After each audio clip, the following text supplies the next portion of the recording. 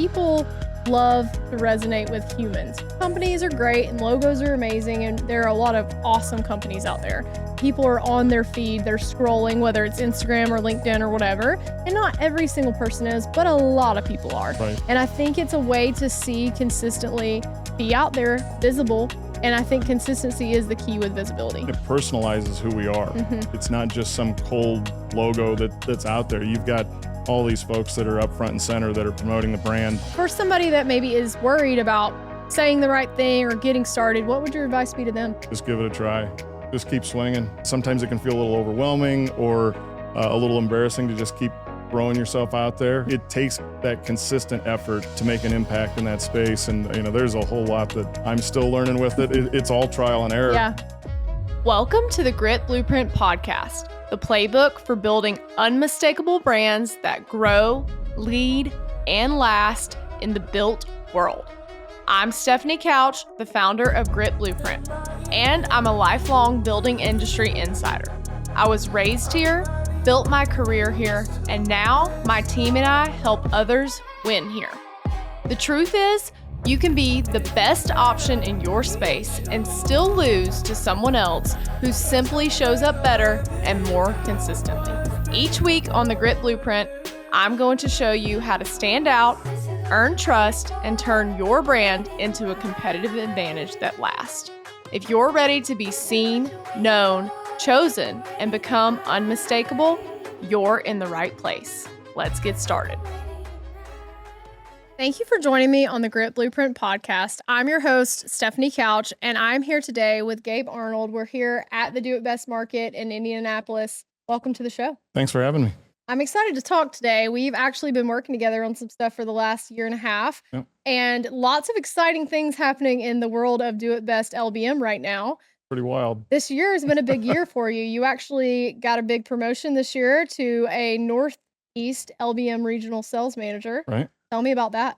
It's a little bit coming full circle. So I started in the Northeast selling doors and windows and molding and all that right out of college, and moved along and did different things along the way. And to be able to come back and serve that area of the country and the members that I had, it's just been really good to come back and be able to deal with and work with members that I've known for the last 20 years. Yeah, so you are actually a Do It Best lifer. Yeah, you have been here for almost 22 years. You started right out of college at Do It Best. That's right. What was your first job?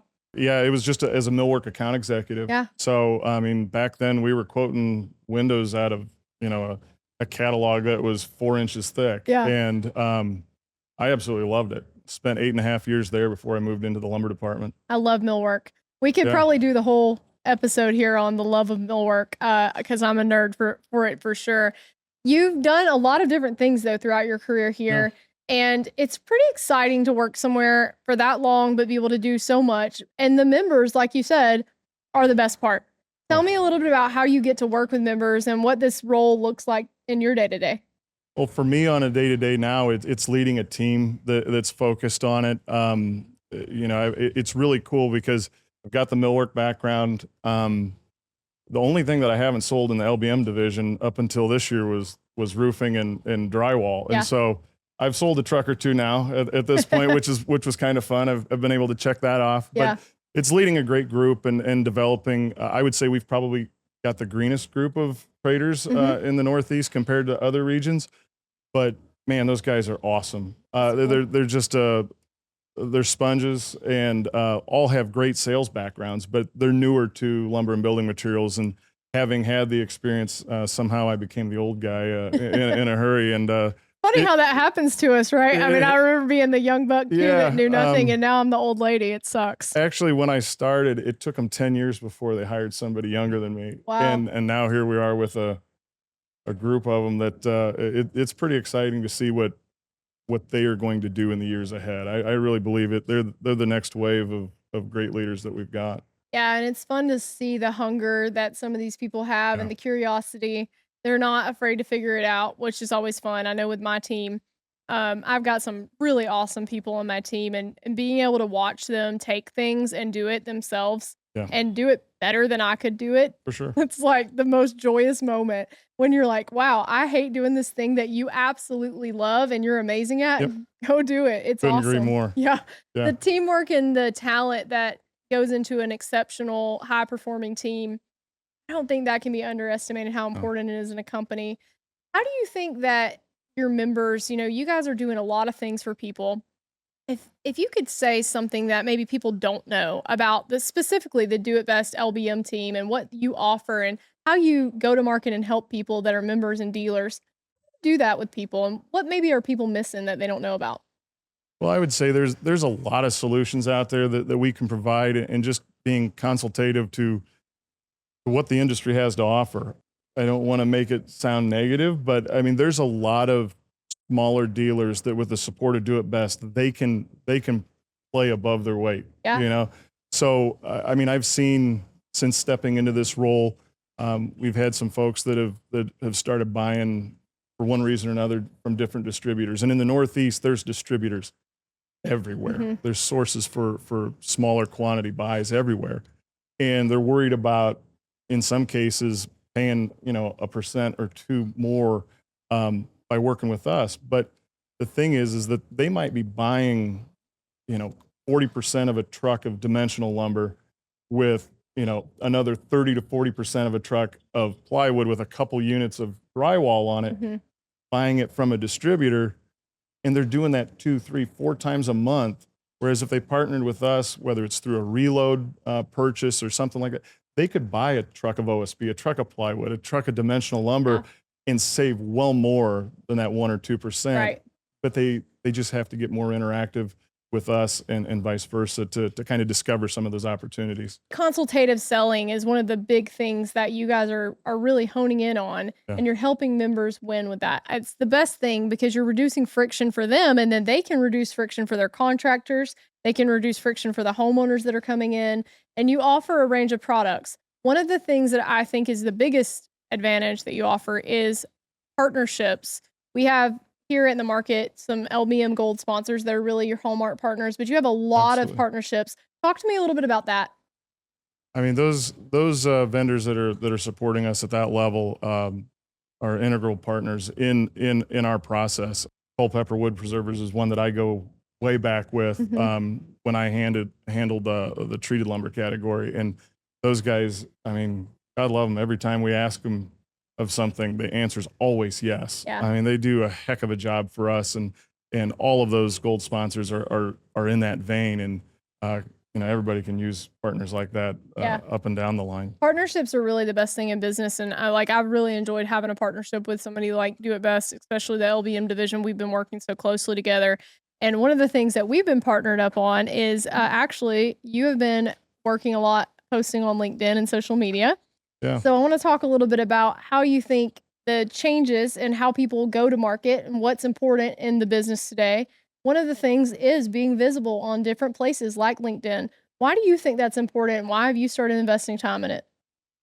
For me, it's about expanding my network, and I've learned a lot from you over the last a while, and it can be a lot of fun. I mean, Yeah. this is a relationship business, Mhm. and it's just another way to create more relationships. And for dealers, I look at it's a way for them to expand their reach to their customers and to potential customers. I've been able to follow a lot of really good lumber yard and home centers, specifically in the Northeast, as Yeah. I'm prospecting for new members, and man, there's some awesome operators out there. And when you're looking around, and if they're putting a lot of really good content out there, I mean, it saves us a little bit of legwork, because if they're putting video out there of their lumber yard, and you're getting to see the size and scope of their property, I mean, Mhm. it makes my job a whole lot easier Yeah. in qualifying it. But it shows their broader audience out there, how legit they are in their marketplace, and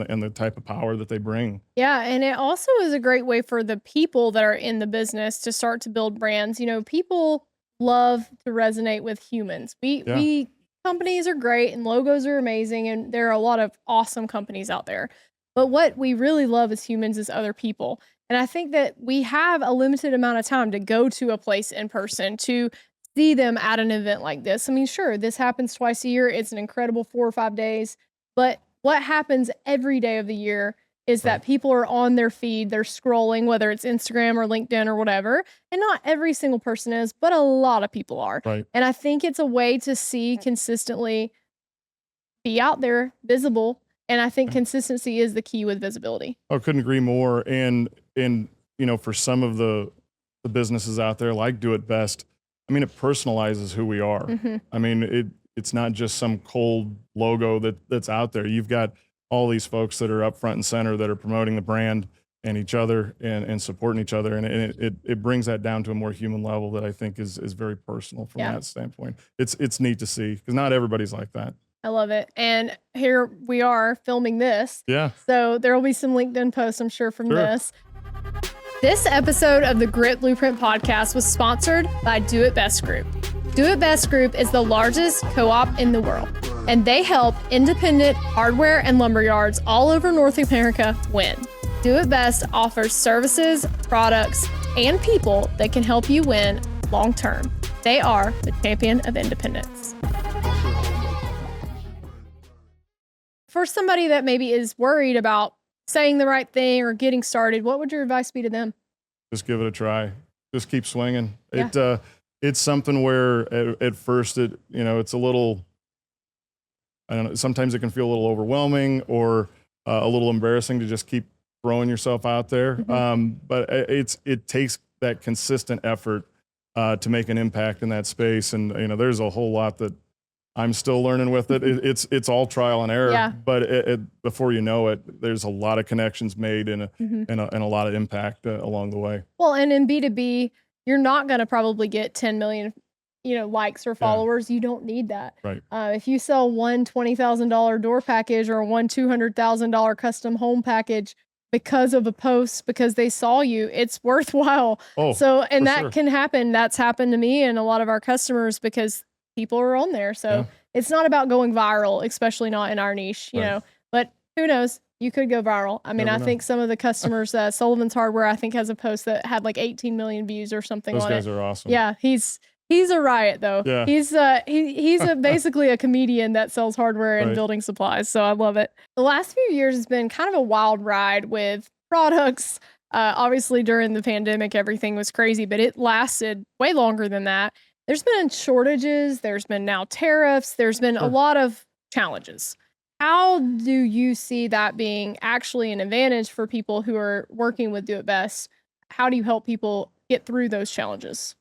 Back when we had the shortages through the pandemic, I was handling the treated lumber programs at that time, and boy, I spent the first 6 weeks telling people no, and but had some of the best conversations with our members that I had at that point because we were constantly having to be in touch to keep them informed. And I think that's the real driver, whether it's a shortage or whether we're at a spot right now where pricing is really soft. And, we feel like, the inventories out there are really plentiful from a distributor level, from a member level, that we just have to keep in communication.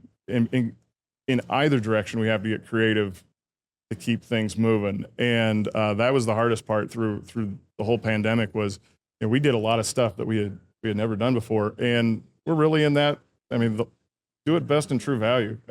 All of that has forced us to do a lot more than we had ever done before and get more creative than we've been in a long time. So, I think just keeping that constant contact and communication with our membership to advise them along the way, that's the key to any market that we're in, whether it is a shortage or a situation right now where you can get a truck of studs anytime you want.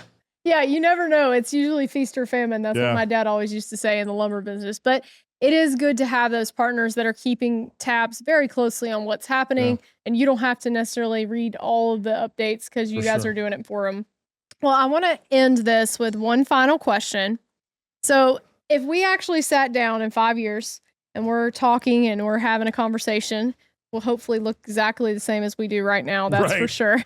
And I want to know, what do you hope that independent dealers are out there doing? What do you see the future of our industry in 5 years being, and how do people win in 5 years? I guess from the do it best standpoint, I would throw it out there, and I'll even go down to the Northeast to be a little selfish on that. But I can see we're going to be stronger than we are right now. I mean, there's no doubt about that. The influx of True Value members that are lumber and building materials centric in the Northeast has blown me away. I mean, everybody makes it sound like this was a hardware play, but for me in the Northeast, there are some heavy hitters up there that weren't affiliated with other buying groups for their LBM. And so, it's been a couple wow moments when you pull up Google Maps or their social media and you see just the sheer size and scale of these yards. For us, from a do it best standpoint, that was an area where we geographically were maybe a little thinner from a member count and from the size of some of these yards. We didn't have a whole lot of those. I think those guys will only allow us to be stronger, and it'll allow us to be a little more creative in how we approach them. I can see us adding a reload out there that has Western species, Doug fir, hemp fir, different things like that we can lob into New York City metro markets to service them, because I think we can compete against the distributors in that regard. There's a lot of that type of stuff where I think with a little risk, a little creativity, we can take share out there against some of our competition in ways that we haven't in the last 5 or 10 years. I love that. Well, I hope that we're here doing this talk in 5 years, and you guys I know you're going to be crushing it, and you're helping members crush it too. And I hope that the heart of independent business is even more thriving than it is today. It will be. I think so too. I agree. Well, thank you so much for joining me on the podcast, and I hope you have a wonderful market. I know it's going to be a very busy few days. That it's going to be. So eat your Wheaties tomorrow morning. All right, we'll do. All right. Thank you for listening to the Grit Blueprint podcast. If this episode helped you think a little differently about how to show up, share it with someone in your building world who needs it. If you're ready to turn visibility into growth, then head to gritblueprint.com to learn more and book a call to talk to us about your growth strategy. Until next time, stay unmistakable.